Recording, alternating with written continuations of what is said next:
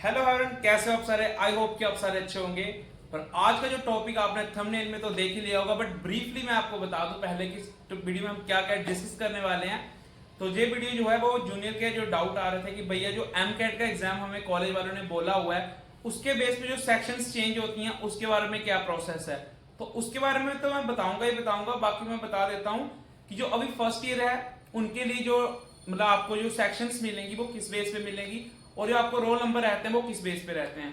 तो चलो वीडियो को शुरू करते हैं। और जो भी अभी चैनल पे नया है प्लीज चैनल को सब्सक्राइब कर लें, और हमारा इंस्टाग्राम हैंडल पीछे आपको दिख रहा होगा या फिर लिंक आपको डिस्क्रिप्शन में मिल जाएगा, वहां पे आप जाके हमें फॉलो कर लें, क्योंकि बहुत सारे रील्स जो हैं बेसिक छोटे छोटे टॉपिक्स जो कॉलेज के रिलेटेड है वहां पे बच्चों को डाउट्स आते हैं, या फिर मैं भी कोई क्वेश्चन पूछता हूँ तो वहां पे पूछे जाते हैं। प्लीज मेक श्योर आप फॉलो कर लें, और कोई भी अगर मैसेज करता है तो उससे पहले आपको फॉलो किया होना चाहिए।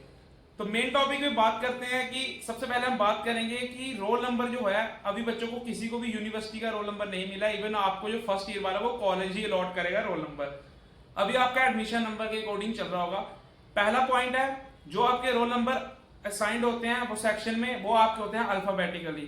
तो जहां पे ये नहीं है कि किसका एडमिशन पहले हुआ है किसका लास्ट हुआ है, आपकी जो रोल नंबर या फिर अटेंडेंस भी लग रही होगी वो अल्फाबेटिकल लग रही होगी मोस्टली। अगर नहीं लग रही है तब भी मेरे को बता दो, देन मैं आपको और ब्रीफली अच्छे से बता पाऊंगा। बट जितना मेरे को पता है वो अल्फाबेटिकली ही आपकी अटेंडेंस लग रही होगी। उसी के हिसाब से जब आपका रोल नंबर बनेगा तो रोल नंबर भी उसी हिसाब से बनेगा, ठीक है। अब जो ये चीजें तो बहुत बेसिक थी, आई होप कि आपको पहले से पता थी, बट जिनको नहीं पता थी उनके लिए मैंने ये डिस्कस कर दी। अब मेन बात करते हैं, बहुत सारे बच्चों ने मेरे को इतने सारे बच्चों ने डाउट पूछा कि भैया हम अपनी सेक्शन चेंज करवा सकते हैं या नहीं करवा सकते। तो जो ये डाउट है यार, देखो ये होता है कि हाँ हमारा दोस्त उधर चला गया या कुछ भी, आप समझ सकता हूँ मैं क्यों चेंज करवानी। तो इसके पीछे यार ऐसा कोई लॉजिक नहीं है कि आप जहां पे जाएं और बोले कि भैया मेरे को ये वाली चेंज करनी है सेक्शन में यहाँ पे नहीं रहना चाहता, वो बिल्कुल भी पॉसिबल नहीं है। बट हाँ पॉसिबल है, जैसे आप सबको बताया गया होगा एमकेट का एग्जाम। तो एमकेट क्या है पहले हम इस बात पे डिस्कस करेंगे, देन उसके बेस पे कैसे कैसे सेक्शंस बटी जाती हैं वो भी डिस्कस करेंगे। तो बहुत ज्यादा ओपनली मैं नहीं बता सकता क्योंकि कॉलेज की कुछ रेस्ट्रिक्शंस होती है, बट हाँ एमकेट के बारे में अच्छे से आपको पूरा डिस्कस करूंगा। तो पहले हम बात करते हैं कि एमकेट एग्जाम क्या है। एमकेट देखो एक ऐसी मतलब एग्जाम की कंपनी समझ सकते हो जो कि एग्जाम कंडक्ट करवाती है प्लेसमेंट के भी। तो हमारे कॉलेज में भी एमकेट के साथ ऑलरेडी वो है कि एमकेट हमारे यहाँ पे कॉलेज आके वो लेता है एग्जाम। उसके लिए आपका सभी को बच्चों का रजिस्टर ऑलरेडी हुआ होता है एमकेट पे, कॉलेज कर देता है अपने पे। तो एक एग्जाम होता है तो एमकेट का एग्जाम का जो सिलेबस है वो भी आपको ब्रीफली बताया जाता है कि क्या क्या टॉपिक्स आते हैं, मतलब इतना नहीं पर ब्रीफली बताया जाता है ऊपर ऊपर से। तो उसमें अगर बात करें हम कोडिंग के भी, फर्स्ट ईयर कोडिंग तो आप लोगों ने सीखी नहीं, मे भी अगर आपका फर्स्ट ईयर में भी एमकेट होता है तो उसके बेस पे आपकी जो सेक्शंस है बिल्कुल चेंज नहीं की जा सकती हैं, जो ज्यादा चांसेस है। ना ही हमारे टाइम हुआ था। तो वो 2 से 3 घंटे का एक एग्जाम होता है, कई बार 2 एग्जाम होते हैं, कई बार एक ही एग्जाम 3 घंटे का होता है। अगर 2 होते हैं मोस्ट प्रॉब्ली अभी 2 ही होंगे मेरे अकॉर्डिंग। तो उसमें क्या होता है कि जो भी सिलेबस है आपको एग्जाम देना है। अगर तो आप फर्स्ट ईयर के स्टूडेंट हो तो बहुत कम चांसेस है कि आपका कोई भी सेक्शन चेंज होने का प्लान हो। बट हाँ सेकंड ईयर से ये पूरा वैलिड होता है, पर सेमेस्टर होता है, हर सेमेस्टर में आपका जो है एमकेट होगा, ठीक है। एमकेट में अच्छा परफॉर्म करते हो अगर अब पहले हम बात करें कि एमकेट के एग्जाम में आता क्या है तो मैं बता दूं। एमकेट में 2 कोडिंग के क्वेश्चन तो रहते ही रहते हैं, ठीक है, जो नॉर्मल लेवल के ही होते हैं, बहुत हार्ड नहीं होते। मान लो स्ट्रिंग एरे अगर की करके जाओगे तब भी आपका हो ही जाएगा। तो एक ये 2 क्वेश्चन हो गए। दूसरा क्वेश्चन होता है नॉर्मल एप्टीट्यूड जो होता है। एप्टीट्यूड आप सब लोग समझते होंगे, लॉजिकल रीजनिंग होती है, एप्टीट्यूड होता है, इंग्लिश कंप्रहेंसिव होते हैं। ये सारी चीजें होती हैं, थोड़े थोड़े छोटे छोटे पार्ट, मान लो 20-20 क्वेश्चन ऐसे करके 25-25 क्वेश्चन होते हैं, ये सारी चीजें होती हैं। उसके बाद आता है आपका एक, क्योंकि सेकंड ईयर तक आप कोई ना कोई, जब भी आपका एग्जाम होगा आप तब तक कोई ना कोई कोडिंग लैंग्वेज या कोई ना कोई सब्जेक्ट जो कोडिंग का होगा वो पढ़नी होगी, मोस्टली ऐसे सी होगी, ठीक है। तो तब जब आपका एग्जाम होता है एक तो कोडिंग वाला होता है, और उसमें कई बार अगर थर्ड सेम में जाके होता है ये एग्जाम, तब तक आपने डीएसपी पढ़ लिया होता है। तो कंप्यूटर फंडामेंटल्स के जैसे किसी की कम्प्लेक्सिटी क्या होती है, इनमें एक कंप्यूटर फंडामेंटल्स का एक सब्जेक्ट और ऐड हो जाता है। तो उस वो सारी चीजें आती हैं पूरा फ्रेम में। जब भी मेरे पास अभी कोई चीज आती है, अभी फिलहाल तो नहीं आने वाली है ये चीजें, बट इन नेक्स्ट वीडियो अगर ज्यादा डिमांड होगी आप कमेंट में बता देना, ठीक है। और जिसने भी अभी तक चैनल को सब्सक्राइब नहीं किया चैनल को सब्सक्राइब भी करना, कमेंट में बता देना कि अगर आपको वो फॉर्मेट चाहिए, मैं देन अपनी रिपोर्ट शो करके नेक्स्ट वीडियो बना दूंगा कि किस तरीके से क्या क्या टॉपिक्स रहते हैं।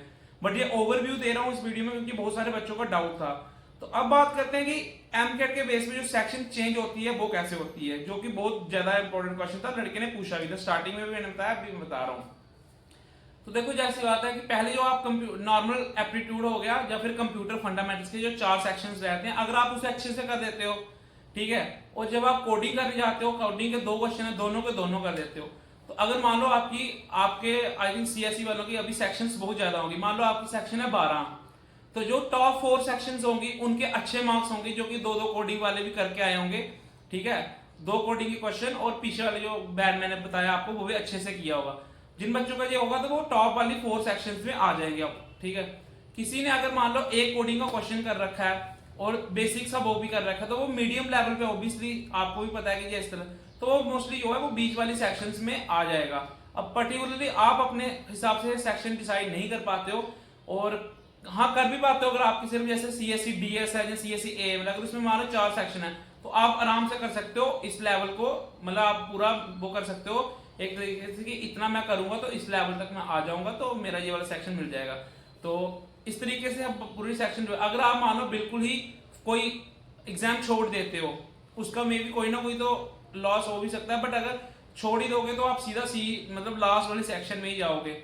तो अपने अकॉर्डिंग आप ये सारी चीजें कर सकते हो। अगर आप सेम चीजें भी करते हो, मान लो अगर आपको किसी दोस्त के साथ भी जाना है, तो आप दोनों अगर सेम चीजें करते हो, बिल्कुल सेम परफॉर्म करते हो, तो आपका मोस्ट प्रोबेबली जो है एक ही सेक्शन में आने के फुल चांस, मतलब मानो 90% तो चांस है। इस तरीके से जो सेक्शन वो चेंज होते हैं। तो ये बेसिक सा टॉपिक था वैसे बच्चों का, तो मैंने ये क्लियर कर लिया है, फर्स्ट ईयर के लिए भी है, सेकंड ईयर के लिए भी और थर्ड ईयर के लिए भी, क्योंकि थर्ड ईयर के बाद हमारा फोर्थ ईयर में भी ये हुआ और ऊपर से कॉलेज अभी ऑटोनॉमस है, तो ये चीजें होने की प्रोबेबिलिटी और ज्यादा बढ़ गई है। तो इन चीजों के लिए पहले ही वेल प्रिपेयर्ड रहें।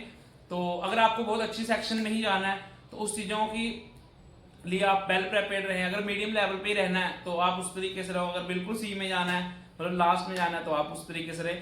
तो ये डाउट आई होप कि आपको क्लियर होगा। अगर नीचे कमेंट में आप बता देना, नेक्स्ट डाउट आपका जो भी होगा मेरे कमेंट के नीचे आप मैसेज कर देना, मैं आपको वो वाला टॉपिक कर सकूंगा।